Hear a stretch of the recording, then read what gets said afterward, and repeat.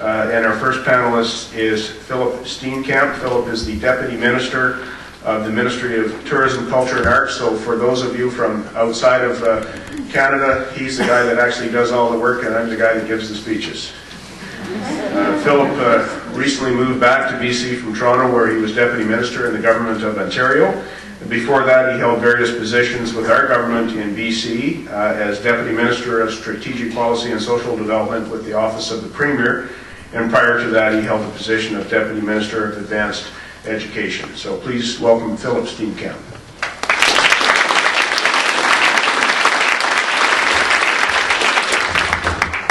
I'd like to thank Minister Bennett for that very generous introduction. And he didn't tell me, though, when I took the job 4 weeks ago, that I was the one who had to do the work. So anyway, I'd like to extend my welcome as well to everybody who's here. This is a very exciting conference. I'm very honored to have you all here in British Columbia and putting on a very good show for you outside with that magnificent BC weather.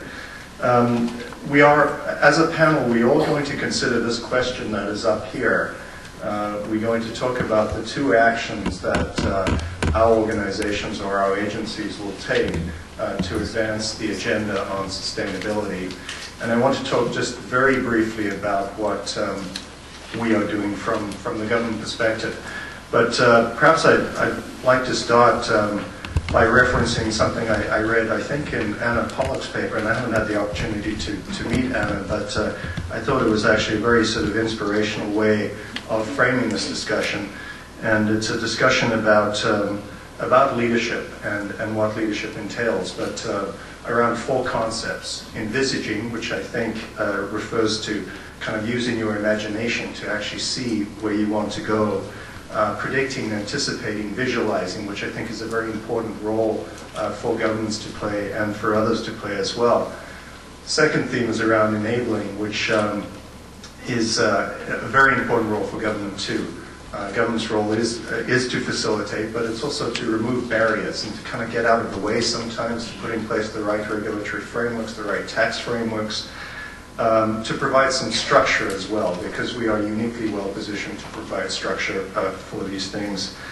And to encourage as well is another important theme. And encouragement involves supporting, it involves persuading, it involves promoting.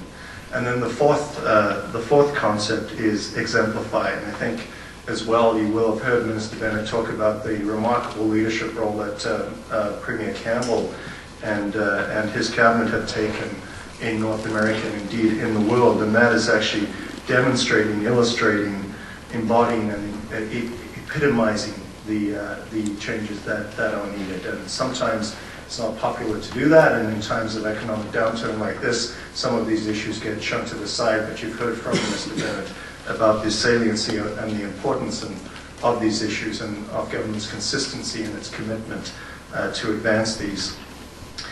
As a government and as a ministry, we are taking a leadership role in moving the tourism industry forward on sustainability and climate action. The Minister has referenced the Ministry's Tourism Action Plan, which sets forward some very ambitious targets around sector growth, doubling tourism revenues, but doing that in a sustainable way. And we are developing measures around sustainable tourism as well. I think the important thing, though, to emphasize here is that governments obviously can't do this alone. This is a collaboration, and we will talk again and again about collaboration, about cooperation, about partnership. So it's a shared leadership role with industry, with other government agencies, with the NGOs, and with other players. We have some history behind us on this. 2 Green Tourism Forums, one in October of 2007 and another in April of this year. And these forums provided an opportunity for approximately 50 tourism leaders from across government, industry, academia, and the environmental sector to collaboratively determine the direction for tourism, sustainability, and climate action in British Columbia. And we want to maintain that momentum and build on the excellent work that was done in those forums. A task group was formed coming out of those forums and it has been charged with developing a framework for strategic action to move BC's tourism industry forward. It is comprised of the following organizations: Ministry of Tourism, Culture and the Arts, another government agency, the Climate Action Secretariat, which is in the Premier's Office of British Columbia, the Council of Tourism Associations of British Columbia, Tourism BC, Industry Canada, our federal colleague, representatives from industry generally, and also others. So a very important partnership has been developed coming out of those two forums. We anticipate sometime in 2009 a third Green Tourism Forum, and this will help keep us accountable. We'll be able to update everyone on the progress we've made jointly towards our goals. The Minister made, I think, an extremely important announcement here today, and that is the initial startup funding for the partnership, and also some money for particular projects.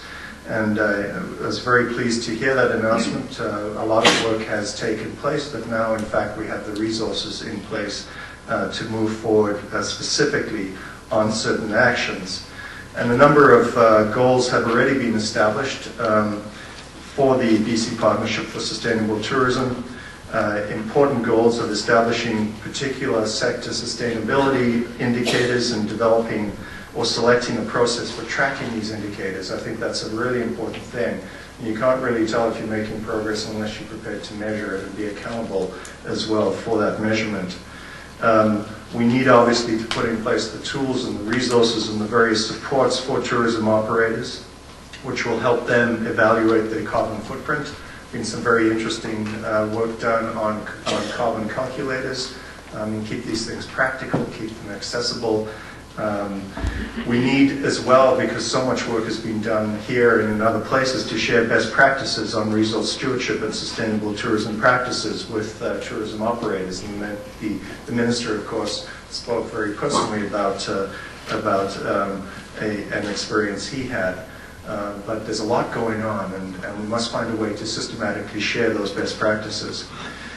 I think as well it's important to acknowledge and reward successful sustainable tourism practices. So what kind of recognition programs can we introduce, or what ones can we build on to demonstrate our commitment and to signal our support for efforts made as well.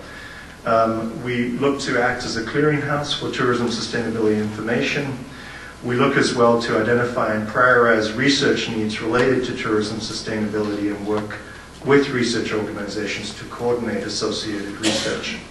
Certification is going to be a big issue, and others will talk about that. And we've seen the experience of attempts to achieve certification in other areas. It has to be meaningful. It has to offer an incentive as well for people to join.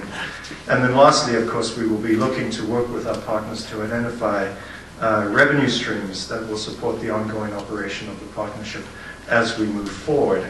So it is indeed a very exciting time, and notwithstanding some of the challenges we've seen in the economic arena, government is and will remain committed to the very important goals that we've articulated here today.